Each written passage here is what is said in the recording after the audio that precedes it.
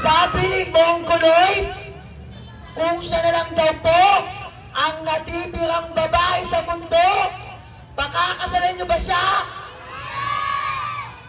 Kung ako tinanong mo, pupukpukin ko ulo mo, tangina mo. Nung isinilang ako sa mundo, binigyan niya ako ng mapungay na mata. Matangos na ilong at kissable na mga labi.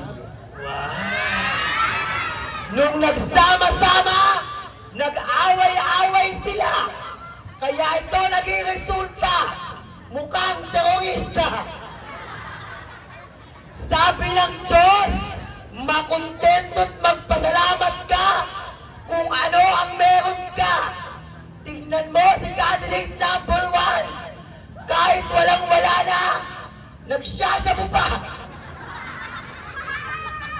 But tonight, ako nga po pala ang nag-isang babaeng judge sa Pilipinas Got Talent. Opo, tama po kayo. Sabay-sabay po nating palakpakan at hilawan ang nag-iisang kawangis pero matungis, Miss Angel Boxing Jr. III. Miss Angel Boxing Jr. III, nag-iwan ng paalala sa lahat po ng kabit na naririto, huwag kayong patong ng patong kung kani-kanino.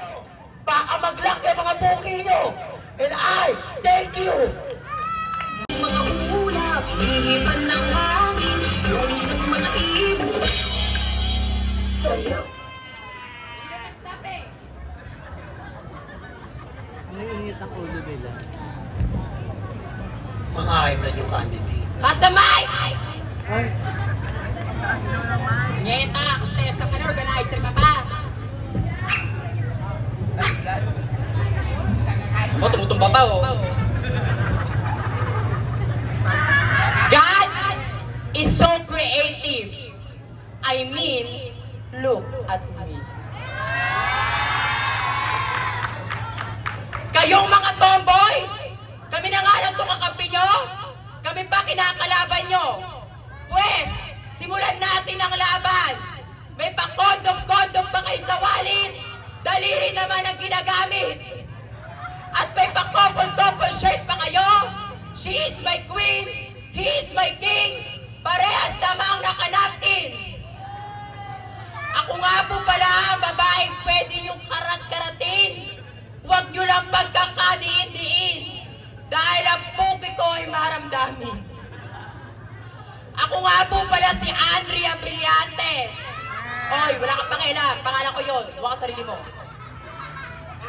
But tonight, since this is a pageant, allow me to stand by the name of your one and only it girl. Ako ho, ang nagpatibok sa puso ng kumpare nyo, si Mr. Boy. Pick up. Opo, ako nga po, ang nag-iisang Neneng B ng buhay niyo. Miss Sam Goku.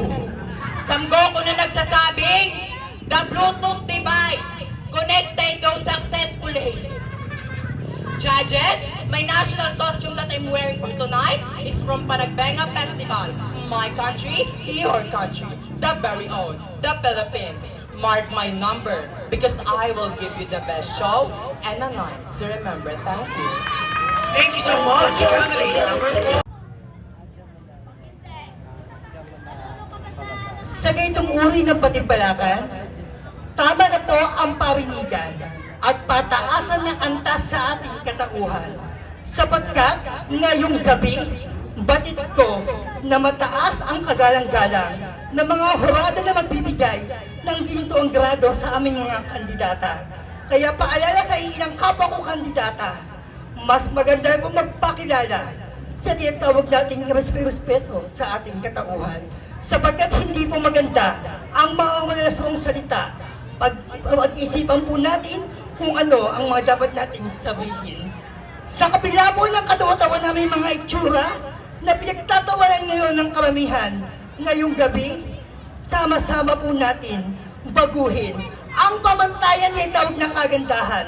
Dahil ngayong gabi po, ay patutunayan po namin na kami mga baklang pangit na hindi nabibiyaan ng pisikal na kaanyuan ay minsan patutunayan na ang kagandahan ay natatakpan kapag talino na po ang siyang pinag-uusapan. By the way, my name is Sanya Minacharis. Opo, ako nga po, ang baklang minsan mong nakita sa kapuso mo, Jessica Soho at Rated K, bilang isang baklang legendary pangkalawakan at minsan rin pong napanood sa Die Beautiful movie ni Mr. Paulo Ballesteros. At ako rin po, ang baklang mapalad na binangsagang Miss January Girl ng Miss Q&A It's Showtime Season 1. At ngayong gabi, ako po ang babaeng hihiram sapagkat ako po ang babaeng nagpatibok sa pihigang puso ng kumpare mong si Mr. James Reid. The one and only, binibining Nadine. Nadimunyo Lustre. Nadimunyo Lustre na nagsasabing bakla, bading, o charing-charing, anumang pong lait ang itawag sa amin. Amin po ang gabing ito. Dahil mula dulo hanggang dito, tagahanga lamang namin po kayo sapagkat mahirap pong takasan o taguan ang baklang pangit na minsan nilait sa pangumagahan. Ngayong pong gabi naman, inyo naman pong pinagpupuyatan at higit sa lahat, pinapalakpakan.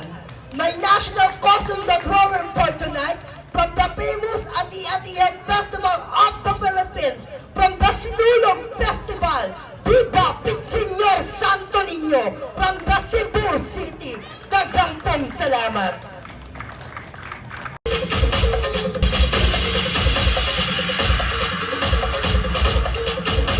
Ang hindi pumalakpak, kamukha ko!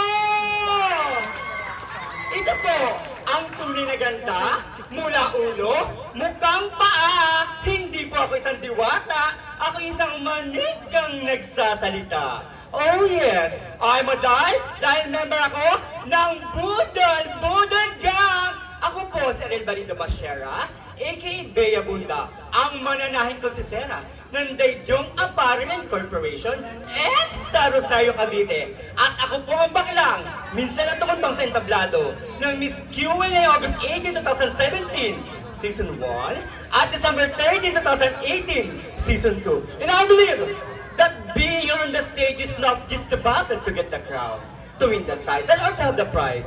This is a battle between me, myself, and I, to show people the advantage of being who I am. That I'm a person who lives in one body, with two personalities, and hundreds of responsibilities, not only in a family, friends, in the society, but into this world, because I, as someone who believes that I can reach the top of the world. At naniniwala po ako muli na ang tao mapagkumbaba, katulad ko po, mahaba ang baba. And the national costume that I'm wearing for tonight, Dinagyang Festival, mahal kong Pilipinas. Maraming salamat po.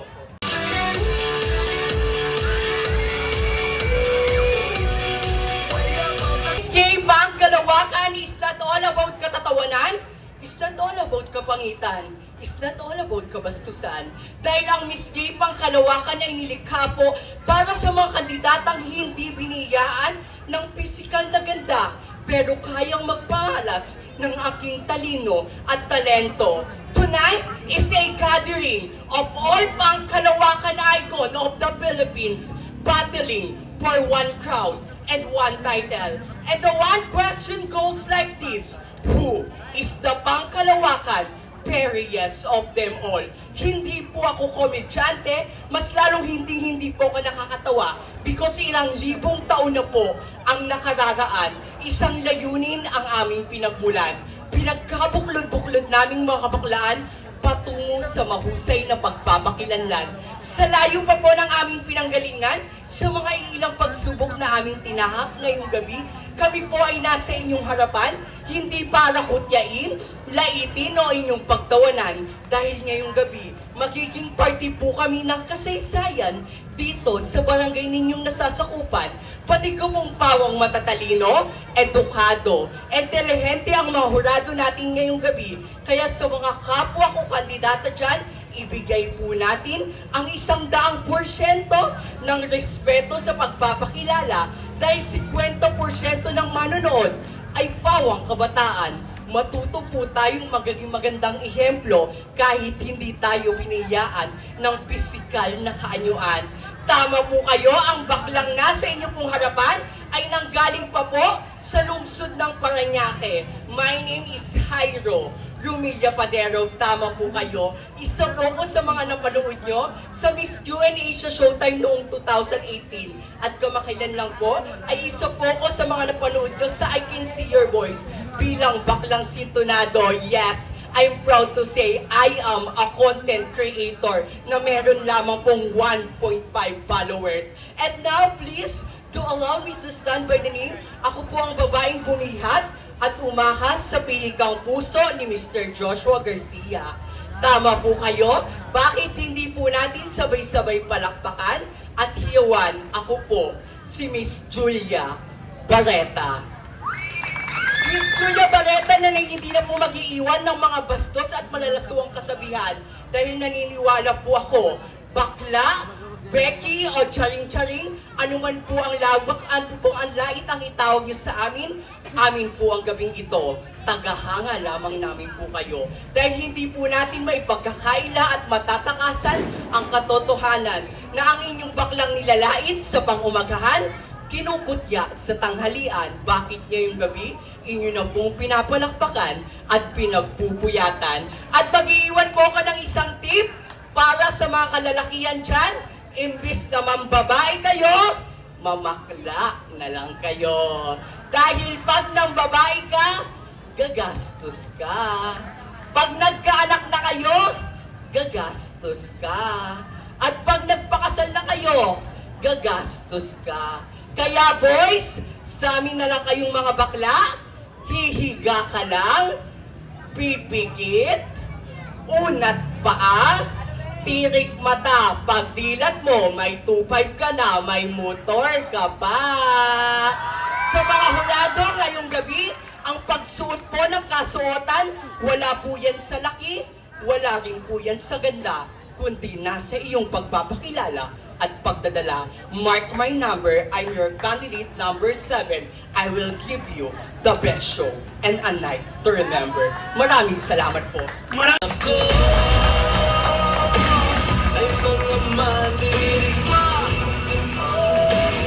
Patuloy na naninindigan, naniniwala at lumalaban para sa aming mga karapatan.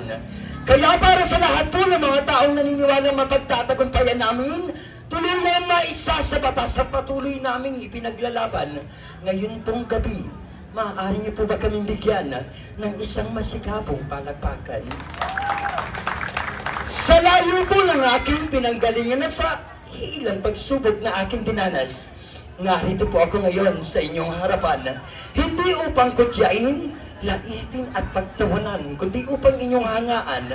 Dahil ngayong gabi, magiging bahagi kami ng pahina ng kasaysayan dito sa barangay ninyong nasasakupan.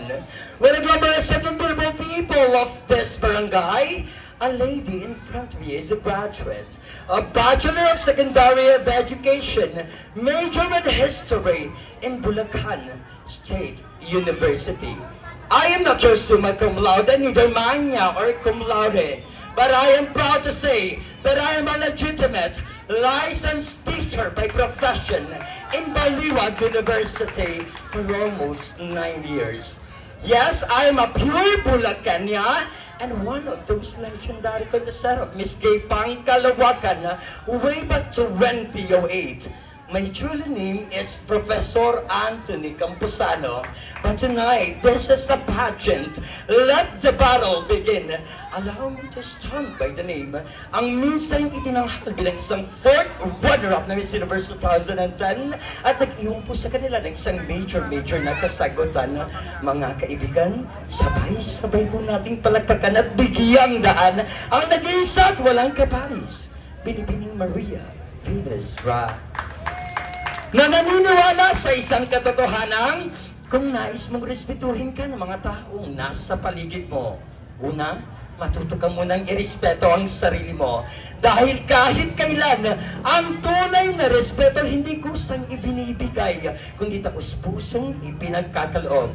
Judges, the national costume that I am wearing for tonight is truly significant to all the members of LGBTQIA+ community.